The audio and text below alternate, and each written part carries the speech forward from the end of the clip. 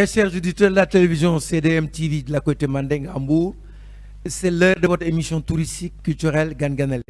Une émission réalisée et présentée par votre fidèle serviteur Dundiaï Kopa tous les mardis de 16h à 17h. Le tourisme est l'affaire de tous et quel que soit l'endroit où il est pratiqué, il est centré sur l'homme et doit être basé sur le respect de l'autre. Et à mon humble avis, le tourisme sénégalais doit passer au carrefour de nos villages en destination du milieu rural, là où nos traditions et nos cultures cohabitent. Le tourisme ne se décrète pas, il se construit. Assalamu alaikum mbokki auditeurs télévision Koité Mandeng CDM TV. ñu ngi nuyoo ci émission bi ñuy tuddee Gan Ganale ma ne teeru teral gunge jox ko ñen la ñuy waxtaanee gan yi jóge bitim réew ñëw di yër si ak a nemmeek suñu cher Sénégal du ma noppee di wax ne ñoo moom seen bët seen xel ak seeni xalaat te olof Njaay dafa lem ne gan menes na ko tere lu ne ba mu des xool mbaa mu nettali mbaa sax ëllëg mu mer ñibbi ñu ngi ñaan nag bu ñu wàccee ci aéroport bi fekk fi jikko yi rafet yi nga xam ne ñoom maam dañ ko làmboo woon lu mel ni yiw yaatu muñ fulla ak fayda sutura ak kersa ñu ngi nuyu le sage le vieux Boubacar Diambang le président de la côté Mandeng di ko ñaanal fanu gudd ak wér-gu-yaram di nuyu sunu nijaay le vice-président Ibrahima Sadio di ko ñaanal fanu gudd moom ak wér-gu-yaram di nuyu Mamadou Aïdara Diop sunu doomu ndey le secrétaire général de la côté Mandeng di ko ñaanal fanu gudd ak wér-gu-yaram di nuyu tous les jeunes de la côté Mandeng toutes les femmes de la côté Mandeng bépp membre côté Mandeng ñu leen di ñaanal fanu gudd ak wér-gu-yaram waa diaspora bi duñ leen fàtte di leen ñaanal jàmm ñu am une très bonne réussite fële ci kaw ku mel ne ay Moussa Sadio Moussa Samb Matabara Konaté depuis la Normandie benn mbouroise boo xam ne chaque fois bu ñu toogee talaata heure bi wóor na mën a arrêté na liggéeyam Philomène Enan jàkkaarloog télévision di ñu jàpp wax ñu ngi leen di sant bu baax a baax parce que ñoo ñëpp dañoo bokk ci équipe bi di jàpp bu baax a baax di leen ñaanal une très bonne continuation man nag tey gan goo xam ne dama waroon toggal ko ginaar tegal ko sur la table j'ai un invité de marque que je respecte beaucoup sa connaissance son expérience et sa vision sur le tourisme ont fait de lui un homme très respecté dans ce secteur un grand technicien de tourisme tey ñu am ko sur le plateau spécialiste en développement en produits touristiques avec une expérience de plus de 20 ans dans le métier avec un parcours national et international au niveau des hôtels au niveau des agences de voyage agent du ministère du tourisme et de l'artisanat dans le cadre des projets et programmes il s'appelle Ablaye Faye Abdoulaye Faye xam nga séeréer Laye Faye lay wax Ablaye maa ngi lay nuyu di la ziar ñu ngi lay fay bu baax doyen Kopa di la gërëm di la sant ci invitation bi tey ci sa émission bi nga xam ne wax nga ko léegi Mbour gépp koy déglu même jusqu'à la diaspora di yaakaar ne liñ fi nar a waxtaane tey dina amal njëriñ askan bi wallaay fay fay bi benn waa gaan Ablaye émission bi touristique bu tey dañ ko parrainé ku ñuy wax Paul Diom mooy président association Tek Jéego lu tax son travail dans le tourisme solidaire est respectable chaque fois dafa bëgg télévision bi day bàyyi léppam même bu nekkee ci àll bi sax un homme qui fait de très bonnes choses dans le tourisme sénégalais vers les populations te man dañuy wax ne ñun Mandeng dañuy wax ne tourisme bu jëriñul askan wi du tourisme voyage la sunu gis-gis loolu la donc ñun ak ñoom dañu nag moom dañu bokk gis-gis quoi on lui souhaite une très bonne réussite il aime bien cette télévision la CDM TV di ko souhaiter une très bonne réussite dinaa ci wax tuuti parce que c'est un garçon que je connais très bien et qui a l'habitude de me fréquenter souvent waaw c'est vrai à l'inspection il n'hésite pas donc man dama koy wax ne tourisme du dara lu dul échange avec les acteurs wallaay donc ku la sut ci activité bu mu mën a nekk da nga koy jege Paul il passe souvent au bureau sur des questions techniques c'est ça ñu ci waxtaan mais man dama rafetlu liggéeyam parce que gis naa ne deful tourisme kese il fait beaucoup de tourisme social. Beaucoup de tourisme social. Voilà, wallahi, que ça ouais. soit au niveau de la santé, Ouais, que ça soit ouais. sur l'éducation. Effectivement. Dama koy gis, ils font Dans les beaucoup villages les d'actions. plus reculés du Tout Sénégal. à fait. Tout à fait. Te loolu Ouais, lu ouais. am solo la. Te comme da ngay wax naan là où le tourisme se développe, la pauvreté recule. Parfaitement. Donc dafa am solo li muy def. Jërëjëf Paul Diop, merci beaucoup. Là, ñu ngi lay souhaiter la bienvenue à l'antenne. Ce calendrier c'est trop chargé, mais chaque fois bu ñu la soxlaa, vous n'hésitez pas. Ablaye, l'amour viscéral que vous portez au tourisme, parce que depuis que je vous ai connu avec l'amour, vous aimez trop bien le tourisme. Loolu fan la juddoo ci sa formation la, sa vision la sur le tourisme, sa compréhension sur le tourisme. Vous portez un amour viscéral au tourisme. Fan la jógee? Waaw, tourisme bu njëkk xaw ma ko woon. Mais au cours de mes études, C'est ça. j'étais avec un oncle. D'ailleurs, il est passé à Mbour sax loolu moo tax man ma jànge Mbour ba defee fi bac. Def naa fi seconde première terminale. Dégg naa Au waa lycée FNC mbokk lañu. Voilà, c'est Ah, ça. ndeysaan. Au lycée Demba Diop. Mais après bi ma demee Dakar, juste lui, il me parlait un tout petit peu du tourisme.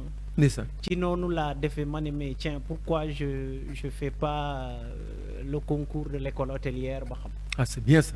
Et c'est comme ça que j'ai réussi le concours. Ça m'a un peu surpris sax parce que dama hésité ne bëgguma woon. Mais Bëggoo après woon. quand j'ai fait la formation, Le destin. j'ai su que c'est pas une activité, c'est pas seulement une formation, mais le tourisme est tout est dans le tourisme comme ni nga koy waxee. Vous avez parfaitement. Parce que boo defee formation tourisme, yow da ngay nekk un bon comptable. Yow da ngay nekk un bon manager.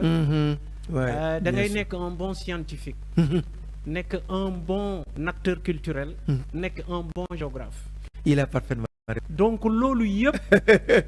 daf ko ëmb dafa ëmb tourisme. waaw waay te tant que nekkoo ci activité bi munoo ko xam. Et puis tu es un homme qui dirige vers un dirigeant. waaw waay. Parce que le touriste qui vient avec son humeur, son amour du pays. Li ñu doon wax à l'école que le tourisme nekkul, c'est pas un bien que tu vends. C'est-à-dire comme un objet. Ouais. Parce que tu vends un rêve. Ndeysaan. Et ce rêve que tu vends à la personne, c'est pendant la consommation moom lay xam lan nga ko jaay au fait. waaw. Donc yow gënt ngay jaay nit. ah gént nga koy jaay. il faudrait qu'il soit sur place. Voilà, dans la il faut pratique. qu'il soit sur place dans la pratique. Effectivement. Pour gënt googu nga ko jaay. mu ndeysaan. nekk dëgg ci mu nekk dëgg. Voilà. fay tout nag ndax mu dégg dëgg. C'est ça. parce que dina baax trop quoi. Tout à Voilà Ablaye, vous avez compris pourquoi pendant plusieurs années je dis que le tourisme est tout. Ouais. Et tout est dans le tourisme. Vous l'avez Tout à fait. développé. Mais Ablaye, vous êtes un technicien en tourisme avec beaucoup d'expérience, machallah. Tey nan nga de nos jours nan nga juger le tourisme sénégalais ndax dafa am lu ñu ci war a yokk ndax dafa am lu ci war a manqué. Waaw, depuis les années 70, le tourisme sénégalais mu ngi fait son petit bonhomme de chemin. Il y a eu quand même beaucoup de réalisations qui ont été faites par la tutelle. C'est ça. Et aussi par ñi nga xam ne ñooy acteurs yi. Parce que acteurs yi aussi man gis naa ne am na beaucoup d'associations waaw. qui travaillent ñi nga xam ne ñu ngi liggéey autour de ce secteur-là et aussi di jëflante ak la tutelle, le ministère. C'est ça. Donc lu bari état mu ngi ko ciy def mais tourisme dafa nekk activité boo xam ne niroowul ak yeneen activités yi. Tourisme bu problème sanitaire comme lu mel ni Covid bu ñëwee rek da ngay gis mu am ay impact négatif ci secteur. bëggul menace lu ko menace. tourisme bu affaire terrorisme ñëwee rek bu nit ña dëgërul investissement yi dëgërul.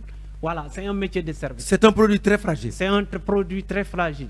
Et certains disent même très volatile. Ouais, c'est vrai. Voilà, C'est vrai. da ngay am léegi ñu ne avion fenn daanu na rek. Touristes yi waroon a ñëw décaler seen vol wala ñu arrêter seen séjour. Donc évolution am na. Pendant un certain moment produit balnéaire la ñu gënoon a fësal.